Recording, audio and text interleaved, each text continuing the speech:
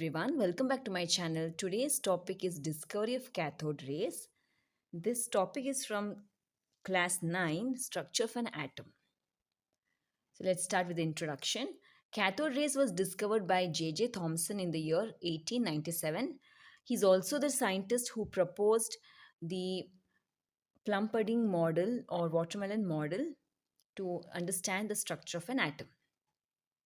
This experiment was carried out in a discharge tube by passing electricity at high voltage through a gas at very low pressure. And as we all know, discharge tube is a tube which contains a gas or vapor at very low pressure. So now let us go to the experiment. So this is the experiment wherein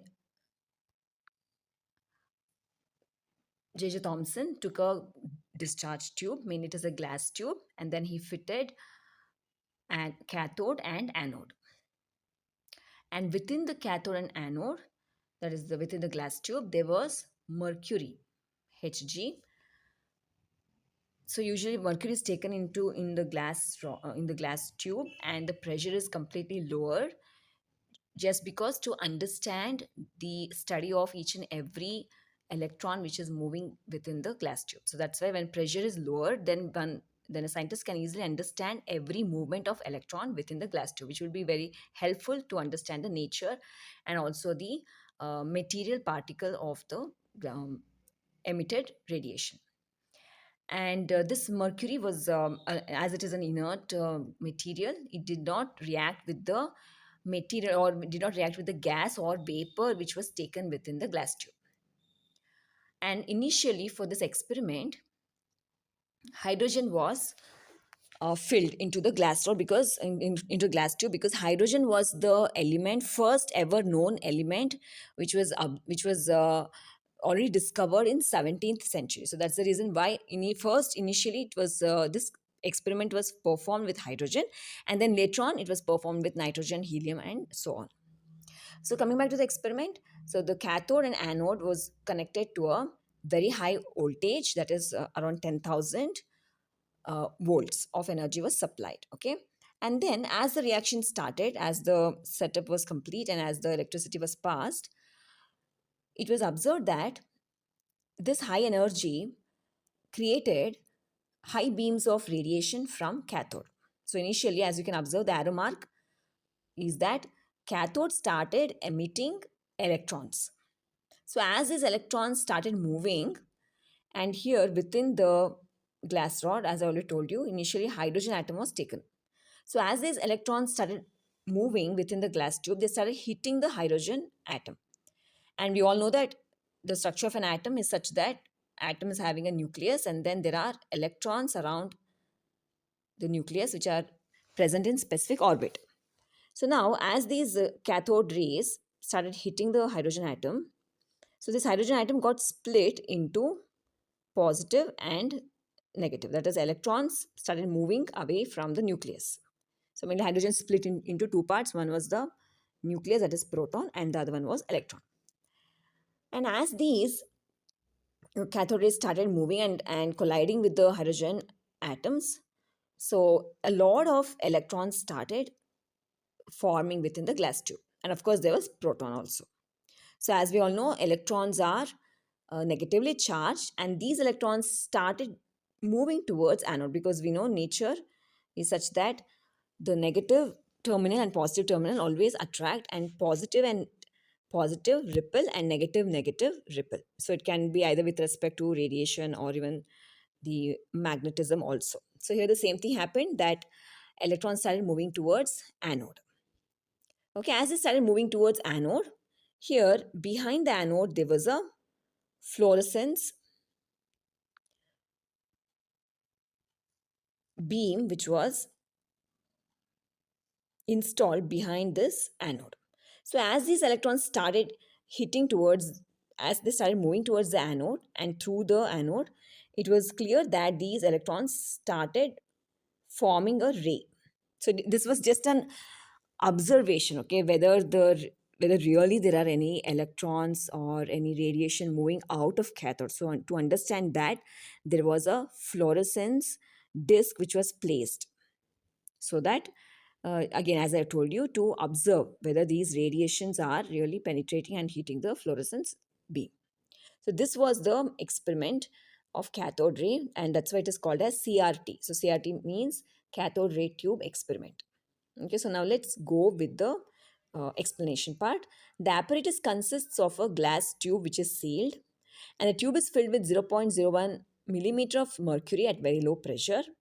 The pressure is kept low to allow electrons to move freely through the tube and form cathode rays without obstruction from air molecules. A high electric current of 10,000 volts is supplied. Cathode rays are produced from the material of the cathode and then from the gas inside the discharge tube by bombardment of gas molecules by high speed electrons emitted first from the cathode. As I already told you, students, that the tube mainly it was emitting cathode rays, and as they emitted these cathode rays, they also hit the hydrogen atom. So as they hit the hydrogen atom or bombardment of hydrogen molecules at very high speed gave rise to the splitting of hydrogen atom, I'm sorry, into electrons and protons. And these electrons started moving towards anode. So this is the experiment of cathode ray tube experiment. So this is about the experiment. Now, there are many evidence to understand whether cathode rays have any mass or do they have any charge. Okay, so for all of this, let's understand the experimental evidence. Experimental evidence is that when an object, okay, is placed in the path of cathode, movement of cathode, so it was observed that as these cathode rays start moving towards the object, there was an image or there was a shadow which was observed behind the object. So usually an image is always formed when light travels in a straight line. A shadow is always formed when light travels in a straight line, and it's very clear here that the light is traveling in a straight line, that is cathode rays are traveling in a straight line, and hence the shadow was observed right behind the image. So this was the first evidence to show that cathode rays travel in straight line. And the second evidence was that to understand the nature of cathode ray, whether it was positively charged or negatively charged. So for that, the experiment was that an electric field was applied during the as the experiment was taking place. So as the experiment was taking place, an electric field was applied, and this electric field had obviously negative and positive terminal. Now we know cathode rays are negatively charged, so as these cathode rays started moving through the cathode, it was observed that because there is a negative terminal which is placed above the glass tube, these cathode rays started deflecting towards the positive terminal. As you can see, cathode rays should have been moving in a straight line, but now you can see it's curved here, right? I mean, it's getting deflected towards the positive terminal. So this is a second evidence to show that cathode rays are negatively charged. So the first evidence proves that cathode rays travel in straight line because of that image which was placed in the path of the cathode ray and shadows forming behind the image. And the second evidence is that cathode rays are negatively charged. So that's the reason why when the electric field was applied, the cathode rays started deflecting towards the positive terminal. So you can observe how the deflection is taking place. So based on this, let's understand the properties of cathode ray. They travel in a straight line, they carry negative charge, they consist of material particles that is specific mass and size. So see, all these evidence or a further experiment proves that electrons have a specific mass and they have a specific size. And nature of cathode ray are independent of material. So there's also another important thing to understand is that a difference between cathode and canal ray. Canal ray always it is dependent on the material taken, because canal rays gave rise to proton, and we know every atom's proton is varies, right? But when we talk about cathode ray, what are cathode ray? Cathode rays are electrons. So these electrons are having a specific mass. So the electron mass does never change irrespective of the material we have taken.